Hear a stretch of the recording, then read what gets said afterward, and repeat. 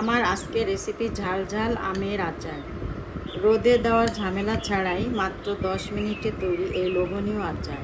এটা পোলাওর সাথে, খিচুড়ির সাথে অথবা ডাল ভাতের সাথে অনেক টেস্ট খেতে এই আমের আচারটি। তো এবার মূল রেসিপিতে যাওয়া যাক। আমার আমের আচার রেসিপির জন্য 4টা আম নিয়ে নিয়েছি আমি। আমগুলো আমি ভালোভাবে ধুয়ে নিয়েছি। এবার আমি আমগুলো ছিলবো। আমের চোচা সহ আপনারা করতে পারেন, আবার এইভাবে ছিলেও করতে পারেন। তো আমি ছিলে করবো আজকে।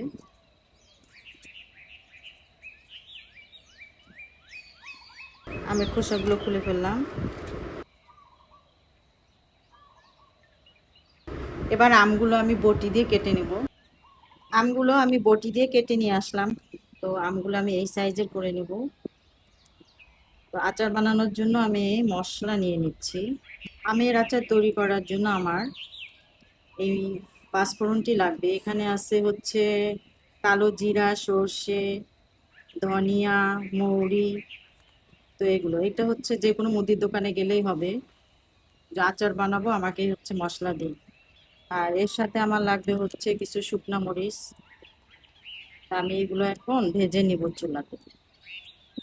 এবার এই মশলাগুলো, আমের আচারের মশলাগুলো ভেজে নিব। প্রথমে মরিচগুলো ভেজে নিই একটু। মরিচগুলো একটু ভালোভাবেই ভাজতে হবে, যেহেতু আচারে দিব। তো ভাজা মোটামুটি হয়ে গেছে। এবার আমি এগুলো দিয়ে দিব, পাঁচফোড়নটা। এবার একটু এটা ভালোভাবে ভেজে নিই। এটা ভাজা হয়ে গেছে। আমি এবার এটা ঠান্ডা করে তারপরে ব্লেন্ড করে নিব। এবার আমি আচারের জন্য তেল দিয়ে দিচ্ছি। প্রথমে অল্প দিয়ে দিব। এবার আমি ঢেলে দিচ্ছি ব্লেন্ড করা মশলাটা।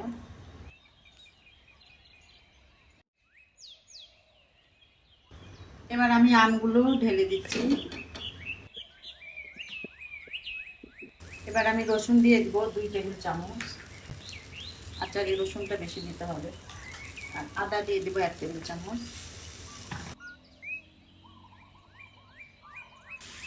লবণ দিয়ে দিচ্ছি 1 টেবিল চামচ।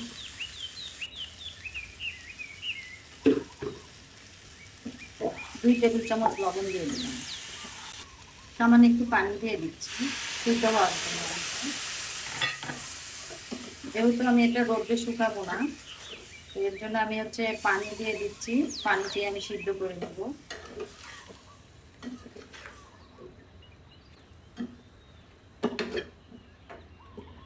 এবার আমি এটা ঢেকে সিদ্ধ করে নেব। ঢাকনাটা তুলে আমি একটু চেক করে নিই,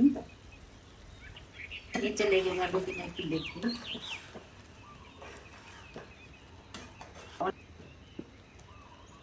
আমটা এখনো সিদ্ধ হয়নি, আর একটু সিদ্ধ হবে।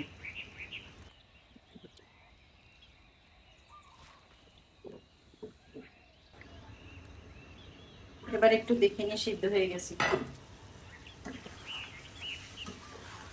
যে পানিটা দিয়েছিলাম সেই পানিটা শুকিয়ে গেছে, আমগুলোও সিদ্ধ হয়ে গেছে।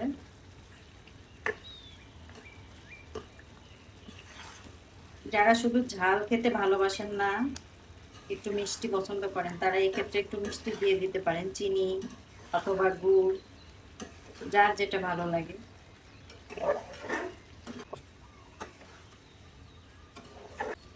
আমার আচারটাতে শুধুমাত্র মশলাই বেশি থাকে, আম কম থাকে, আর খেতে এটা অনেক মজার হয়। এখন এর মধ্যে আমি আরো কিছুটা সরিষার তেল দিয়ে রান্না করব।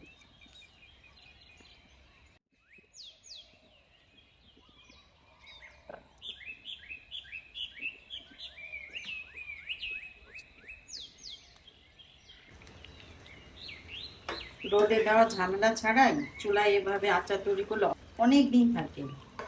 এটা আপনি কয়েক মাস ধরেও খেতে পারেন, কোনো সমস্যা নেই। একবার আপনারা চুলায় এভাবে আচার তৈরি করে দেখবেন, দেখবেন অনেক টেস্ট এবং ঝামেলা ছাড়াই মাত্র 10 মিনিটে তৈরি হয়ে যায় আচার। আমার আমের আচারটা হয়ে গেছে। এবার আমি এর মধ্যে একটু ভিনেগার দিয়ে দিব। 1 টেবিল চামচ ভিনেগার দিয়ে দিচ্ছি। এটা দিলে স্বাদটাও ভালো আসবে, আবার নষ্টও হবে না। আর 2 মিনিট আমি জাল করে নিব, তারপর হয়ে যাবে। তো আমগুলো আমি এবার সার্ভ করে নিই। আপনারা যেরকম পাত্রে রাখতে চান এরকম বাটিতেও রাখতে পারেন। এই আচারটা পোলাওর সাথে, খিচুড়ির সাথে, আবার এরকম একটা কোটার ভিতরেও রাখতে পারেন।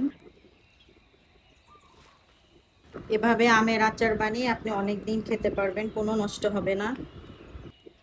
তো আমার তৈরি হয়ে গেল ঝাল ঝাল আমের আচার।